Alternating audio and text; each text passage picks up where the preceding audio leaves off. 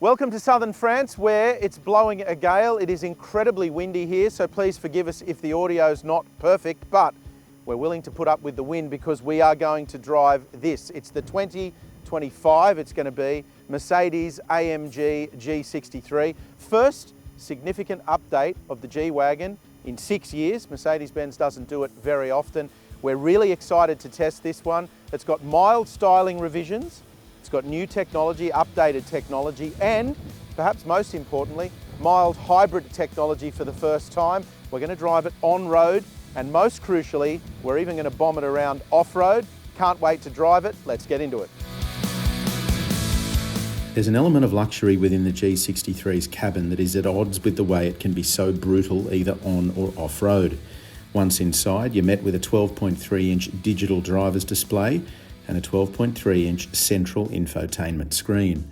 Response to touch inputs was snappy enough on our short test at launch, but we'll delve further into that as well as the smartphone connectivity once the G63 lands locally.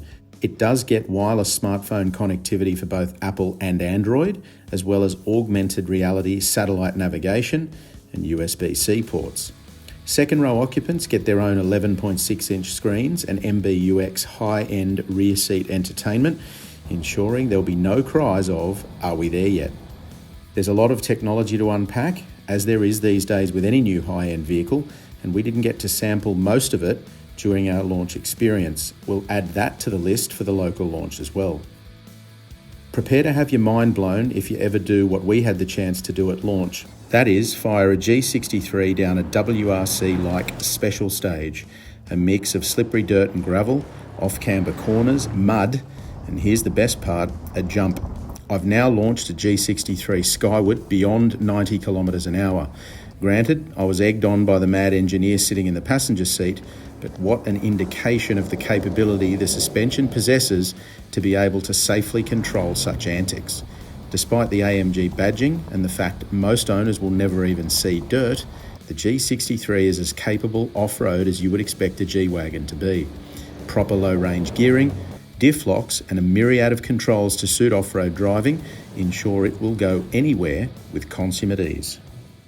Now, the way that we've just driven this G-Class off-road is absolute insanity, but driving it on-road is the way most Australians are going to do it, because if you spend this much money on a G63, I highly doubt you're going to go and jump it off-road like we've just done. And driving it on-road is without doubt what everybody's going to do. Now, first of all, I don't know if you can hear this, but have a listen. Have a listen to that exhaust note. Crazy. You get into a G63 and you know it's going to be fun. So let's have a bit of a steer.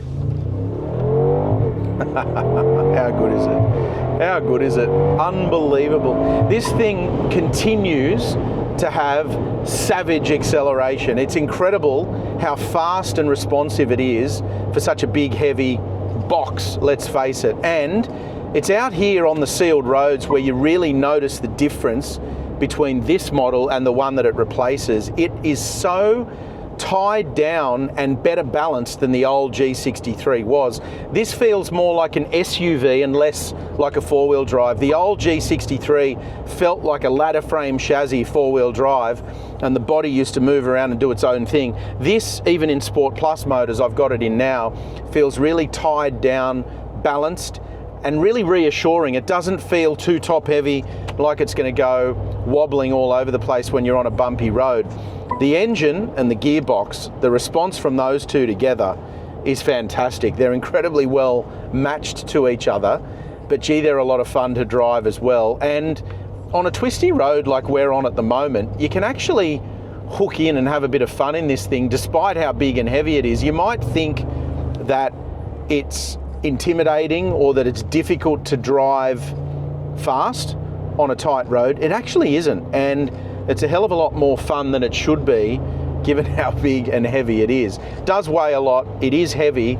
You'd probably start to feel that if you were on a really twisty road and you were on switchbacks and really hooking into it and making the front tyres do a lot of work. But on a regular twisty country road, gee, it's a lot of fun. And I've said this a couple of times in the course of this video, but if you can afford a G-Wagon, a G63 specifically, obviously in this instance, the fun that you're going to get per dollar spent is just absolutely mind-boggling.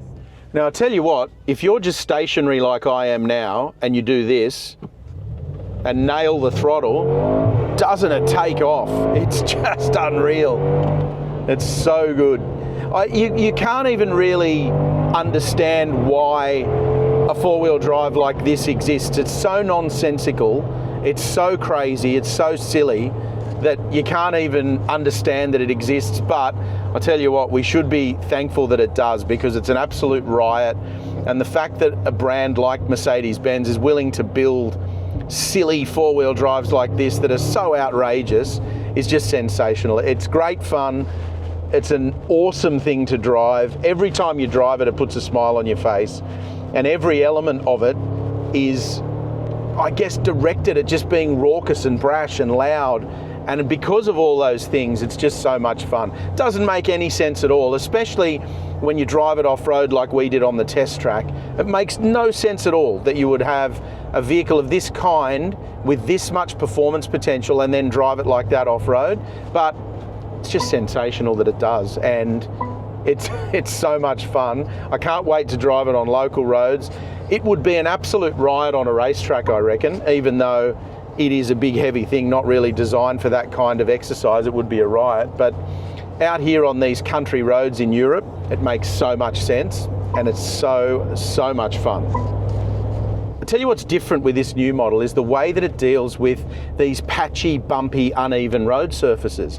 The suspension system, the adaptive dampers, the way that they can iron out really nasty surfaces and make a ride that's as comfortable as it is inside the cabin is really quite impressive, because of course we saw off-road that this can deal with serious hits to the suspension. Even when you launch it off a jump, it still deals with that hit incredibly well, and yet it's still able to iron out bumpy road surfaces, sealed road surfaces, as well as this does, and it makes for a really comfortable ride. You might not expect it, but it's actually very, very impressive.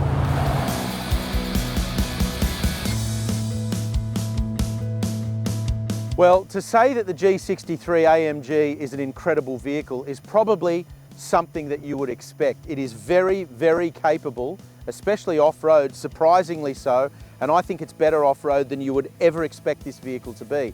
However, the fact that this remains an exciting, loud, raucous V8 performance four-wheel drive in a world where everything's going electric, I think is testament to just how intent Mercedes-Benz is on delivering a fun driving experience. This thing is crazy to drive. It's incredibly enjoyable. Yes, it's very expensive and not many people are going to buy one, but I think we should rejoice in the fact that these exist, and that if you've got the money, you can still buy one in Australia. If you enjoyed the video, don't forget to hit like, click on subscribe so you can stay up to date with all of our latest video content, and the full review of the G63 AMG is over at Drive.com.au.